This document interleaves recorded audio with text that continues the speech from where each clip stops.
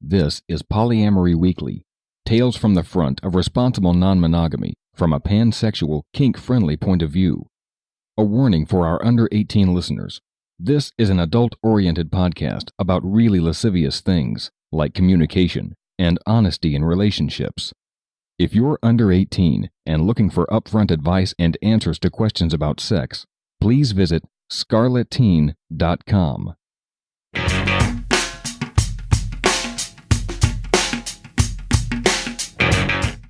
This is Polyamory Weekly, episode 542 for December 2017.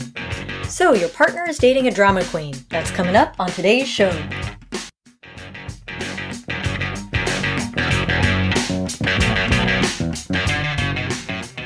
Hello, everyone. I'm your host, Minx. I've got with me here in the co-host chair, Lusty Guy. Haven't been on the show for months. I can't believe that. It's been 3 months. It was October. It's been nearly 3 months. Wow, I've been doing so much work in the producer chair. I feel like I've been on the show, but I guess not. I haven't been, blowing my mouth off. And I really wanted, for you to blow one more time this year. Aww. Yeah. You say the sweetest things. I thought that'd be nice. Yay. So this episode is coming out almost a week late, which is why the date was a little garbled. It's the holidays. Well, I really wanted you to co-host because I miss having you in the co-host chair, and with the holidays and all, it's been a little hard to get some time together. But now that the holidays have mostly passed, we still have New Year's. But I thought we could talk about how we did poly for the holidays this year and Sounds how that worked good. out. Yeah. Yeah. So traditionally, our holiday season has been a little split and a little awkward. Elle and I have family in small town Eastern Washington, and we would travel back there, particularly to be with my grandma, who was getting older and older. And that meant a hotel room. And my family all smokes, for example. And so to be around them for an extended period of time could be hard for Minx. It'd be hard for me, too, for that matter. So that meant Minx would end up spending a good chunk of that time in the hotel room while I was getting my what rightly turned out to be last Christmases with my grandmother, who passed this last summer. And I'll interrupt say I would come with you on some of the holiday gatherings with your family. Oh, yeah. But I also tried to make a point that you and your grandmother had time alone so she could talk to you about things that she didn't want to say in front of me. It's not like I just went and stayed in the hotel room the whole time. No. And then Elle would spend the time with her family, with whom she gets along wonderfully and has great relations with. I should say we do spend a little time with her, or we would traditionally spend a little time with her family, just not very long because we need to be closeted with some of her relatives, and neither of us is very good at that. So it's it's just that. Right, bad at the closet. We would limit the time we spent with her family just so we wouldn't accidentally say something or accidentally touch each other because we all kind of suck at hiding. And the priority was for me to be able to be with my grandma. Right. And so now this year, my grandma had died, and we did not have to go back to that small town. And instead, Minx and I stayed here in Seattle. And had our own family Christmas, which I was actually very happy about, that we could sort of start our own traditions in our own home and be around our pets and the kids that we had here. So I was actually pretty happy about that. But worried about you because I know that it's been really hard since your grandmother's death earlier this year. Well, it has. And, every day gets a little better, one hopes, and sometimes you slip back. The holidays are never easy for me anyway, and have not been. When I was young, of course, the holidays were a huge time of stress and violence and whatnot. And then as I got older, they were still a time of stress because, what home do you go to? Do you spend time at your families or your partner's families? And splitting time between homes and hitting 3 and 4 meals in a day is just not me, and I didn't like doing it.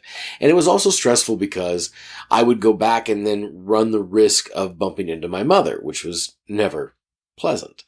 And I don't have that host of positive childhood memories that people have when they talk about the holidays. Yeah. Many people, I don't know about most, but many people can say, oh, I remember happily waiting for this, and I remember having a good time when this happened, and oh, we would go do this, and this was fun, even if it's just going and getting Chinese food or something. Right. I don't have that. There's no, like my happiest holiday memories involve times when some charity figured out that we had no money and no food, and a bunch of mystery packages showed up on the front that porch. Is sweet. Which happened once or twice. You know, most of my holiday memories involve, the time my mom and my aunt got in a fist fight. The time I got pushed down the stairs. The time when that fire started and the old man died. Most of my holiday memories are not positive. So the holiday season's hard for me for a number of reasons. But this year, it was great. Elle got to go and visit her family unencumbered by any worry about me being a stress ball. And we stayed here and had the kids over and a Christmas orphan or two for a nice dinner, and went to see brunch, food, tiny pet, and went to see a good movie thereafter, and had a very decorated house and a nice gift exchange, and all in all, it was a very good Christmas, I think. We even got snow. We even got snow in Seattle. And Lusty Guy got to see me turn into a 5-year-old because I haven't been in the snow in a long time. Squealing and running. It was really fun.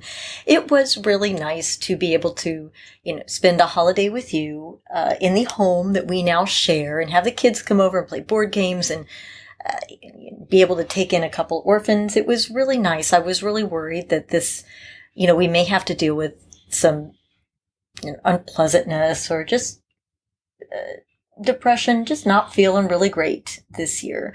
But I think we did really well considering everything that happened. I think overall it was a net positive for everyone.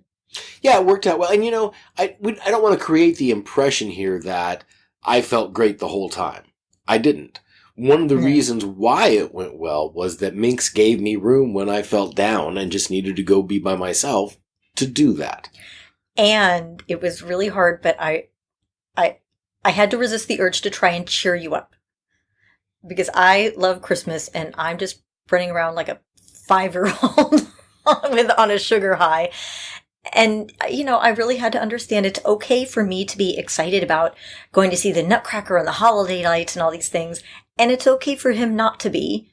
And it's okay for both of those things to coexist. And I don't have to change how he feels, and he doesn't have to change how I feel. That's right. Yeah. And it was fun. It was. It worked out really well.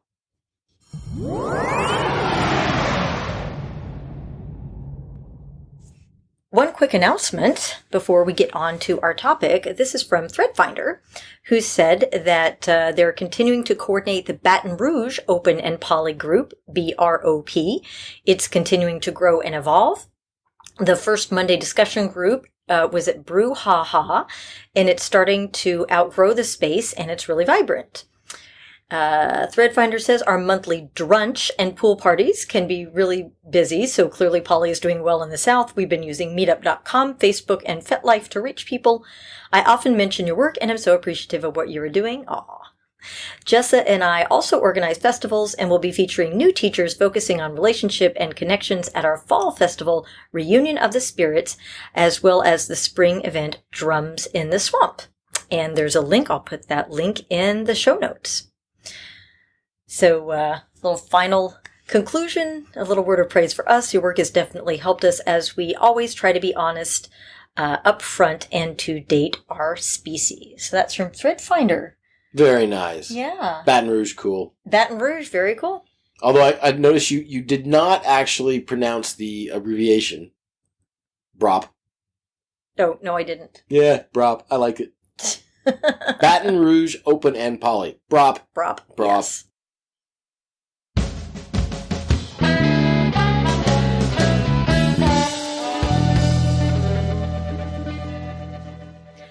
So our topic this week is listener suggested from a listener who wrote in a letter, and I dubbed it, "So Your Partner is Dating a Drama Queen," because some of this sounded a little familiar to me.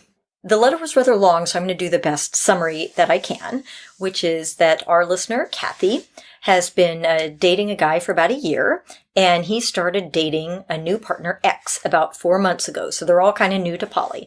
And she did not get along with the metamour. She generally felt that when her partner was dating X, that her own, Kathy's, needs were not being met. So she would feel that the guy would shower lover X with support whenever lover X had a problem.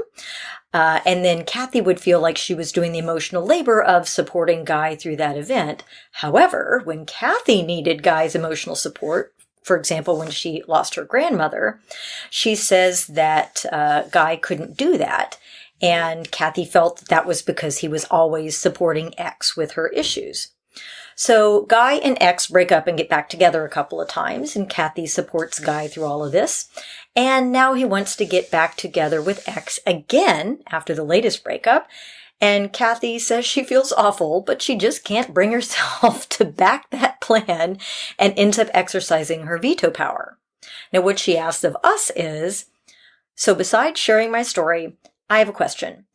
How do you deal in an ethical way with this type of situation? How can I give my partner, Guy, the time, space, and support he needs, while my needs to spend quality time with him and to have a relationship conversation about that aren't being fulfilled? And then she looks at me. I'm going to let my co-host tackle this first, because I know you got thoughts on this one. First of all, Kathy, the top reaction is my condolences for the loss of your grandmother. Having just buried my own, that's hard.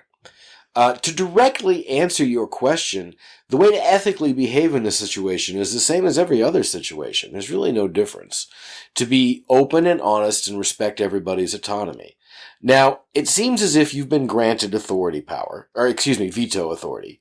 And if that's the case, to exercise it, I'm going to be in the minority here, but I'm going to say it's ethical. Actually, I think that adults have the right to enter into whatever agreements they want. And if they want to enter into an agreement that has veto power, and then they exercise that veto power where everybody knowingly has given consent to it, I don't find that unethical. I don't do it, mind you. I don't like veto power. But I would get to the same place as you. I would just do it very differently. So in the situation you've described, I would say to my partner, you've been unable to meet my needs whenever you're with this person. I don't like the person you are when you're with this person. And so if you're going to be with this person, I'm going to have to adjust my exposure to you in terms of my vulnerability and the time that we spend together. I don't find anything unethical in that, and it would get us to the same place, or pretty close to it. Is it the same place, though? Because in your situation, you're saying, Kathy tells Guy, I'm going to limit my exposure to you. In the situation she's describing, she is responsible for limiting Guy's exposure to lover X. Well, I wouldn't argue with that in the slightest. It's one of the reasons why I don't do veto authority. Mm-hmm. But I would also say that from an outside perspective, there's an implied, and if you don't see X, I, Kathy, won't have to limit my exposure to you. So there's an implication of a veto authority, and it kind of gets to the same place if then Guy says, well, I don't... It's a similar... You end up in a similar place where somebody's going to have to make a decision about seeing somebody else or not. Exactly. Through external pressures. Now, the way you get there is important to me. I understand the difference. I don't do veto authority. But having said that, I'm going to say if Guy gave you the right to do a veto, and then you do that veto, I don't find that unethical. Yeah. Now, I will also say, as is often my case when I read these letters, I end up picking things up and thinking about things that aren't necessarily actually in the letter, that are hinted or implied. And, without actually... You do not believe that Kathy is telling us the whole story. Well, of course not. Nobody ever tells the whole story. I don't tell the whole story when I tell a story. That's how it is. And Kathy, I will say again, you have every right to have your needs met, and there is nothing wrong or unethical in that. But when I read your letter, I wonder if the focus of your attention isn't more on what your partners are doing wrong and less on your contribution to the poo pile.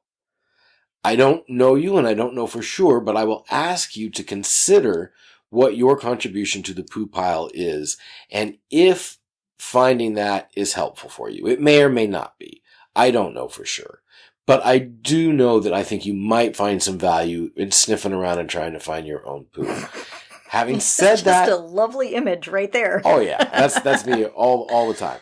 Having said that, again, the most important takeaways are you have every right to have your needs met, to communicate and say what your needs are, and if they are not met, to make a change of some kind. I'm not saying dump the motherfucker already, although that might be the change. The change might also be to find some other way to meet your needs.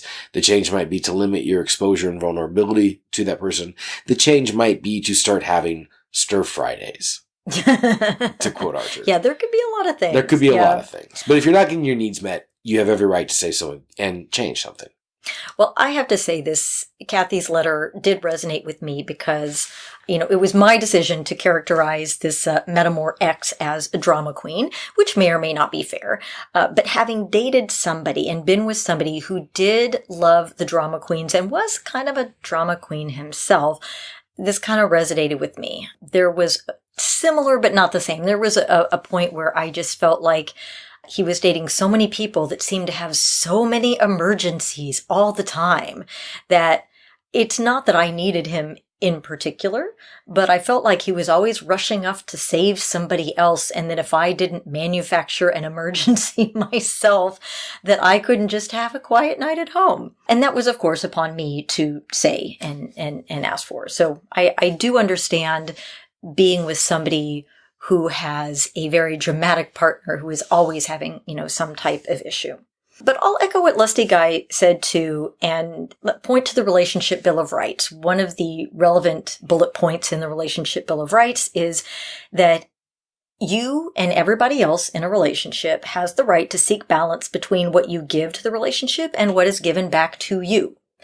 Now, whether your impression of how much you're giving versus getting is accurate or not, and for most people it probably isn't accurate. Well, by definition, though, it kind of is. If you feel that you are putting a lot into this relationship and you are not getting back what you need, then it is your job to ask for what you need. Now, I read in your letter that it feels like you've done that a couple of times. You said, this is what I need. And, it sounds like maybe that conversation just needs to happen a few more times. And I would encourage you that the more specific you can be in terms of specific behaviors, it is helpful to say, I need to feel like I get emotional support when I need it. It's even more helpful to say, when I tell you that I need your emotional support, here is what that means. That means I need you to be physically present for a hug as soon as possible. It means I need 1 uninterrupted hour of your time for me to just cry and whine and complain. Or it means that I get my text messages answered within an hour. Emotional support is such a broad scale. I feel that it's best to be as specific as humanly possible. And that's what's wonderful about that, is that when you are specific, as you say, like dogs and kids are always learning, then you can give positive feedback. Thank you for being there. Thank you for making it a priority that I could physically get a hug. Thank you for making it a priority that we could have 1 uninterrupted hour together where I got to say and feel whatever I wanted. And then maybe it will be easier. Maybe in the end you'll find it easy to support him and X together because you are getting what you need. That's right. It's very, very hard to be the supportive, positive partner when your needs are unmet. It's like trying to rescue someone in the water. If you're not going to be able to float on your own, you're never going to be able to float with somebody along with you. Well, and I feel some of us also tend to be kind of giving tree-ish. And we're kind of up on the cross being a martyr.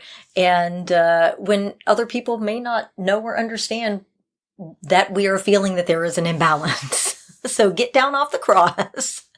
And just say, hey, look, this is what I need. And then maybe it'll be easier to give support when it's needed. And again, if you're not getting what you need, you have every right to make a change. Exactly. I hope that was helpful. I hope so. Happy New Year. Hopefully Kathy will let us know.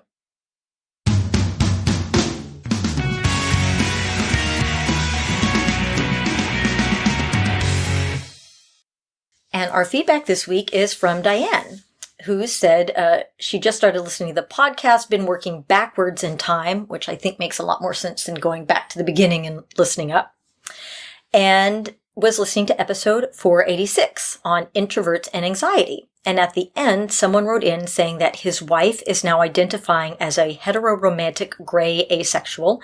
He was wondering if you knew of stories of people who had opened up their marriages in this situation and how it worked out. Well, I, D, discovered the asexual identity around 2 years ago, and it made a lot of sense for me. I call myself heteroromantic demisexual. However, my husband C has a high sex drive and interest. We had been struggling with that differential over the 10 years or so we'd been together. We both came from super repressed conservative religious backgrounds, so thought that once we worked through that, we'd be on the same page. However, once I started identifying as ace, that's asexual, it was clear that that was never going to change. So he started bringing up the concept of opening the marriage so he could have his needs met. At first, this was very difficult for me since it played into my insecurities about being broken like many ace people do. But like you said in that episode, once I came to grips with the fact that this wasn't about me, I was able to be okay with it, and we started dating other people about 1.5 years ago.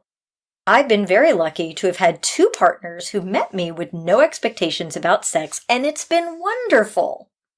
My husband, being a dude, has had a harder time with the online dating scene to find someone. It's always the way.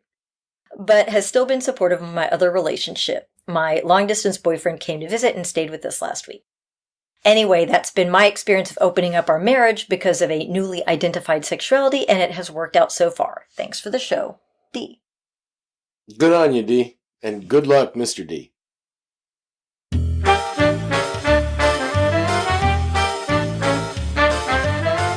It's time for your Happy Poly Moment of the Week, brought to you by Fubbly polyamorists everywhere.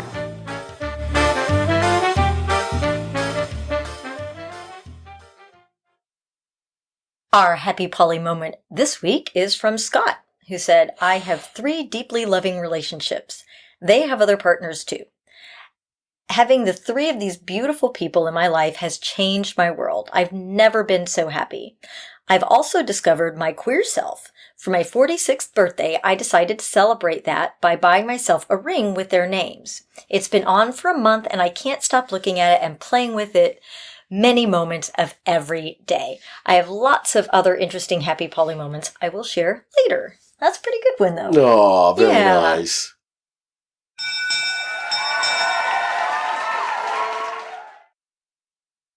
So we got a special tip this week from someone we know. We did. This is a very clever one. I like this one. We had a friend donate 31.41. Basically, she wrote in to say if you move the decimal over one place to the left, the $31.14 donation would reflect the number pi, a mathematical constant that can't be calculated to perfection and goes on forever. I've always wanted to donate because your podcast has been such an enlightening constant in my life as my values had shifted to reveal that I've been poly all along. Try as I may to analyze and calculate my relationships, I've also learned they'll never be quite perfectly calculated or predictable, just like the number pi. Your podcast has taught me to accept this fact with grace in a life-enhancing way. Finally, the good you put into the world, I'm thoroughly positive, will go on forever just like the number pi. Gah! Pi. I think that's very sweet. I love super that. Geeky. Isn't that very awesome? clever. Thank you so much for the contribution. That was very sweet. And then we also had Nicholas and Eric join as polyweekly Playmates at the $4.99 level. So, Yay! Playmates, yay! Thank you and welcome aboard. Thank you. Well, we are a free resource that have helped hundreds of thousands of people navigate their introduction to poly. Your donations and your questions keep the podcast free and interesting for everybody, both inside and outside the community. Questions, comments, feedback, 802-505-POLY or email polyweekly@gmail.com. To book us, email lustyguy@polyweekly.com, and you can find us on Facebook or Twitter @polyweekly. I think that about wraps it up for the show.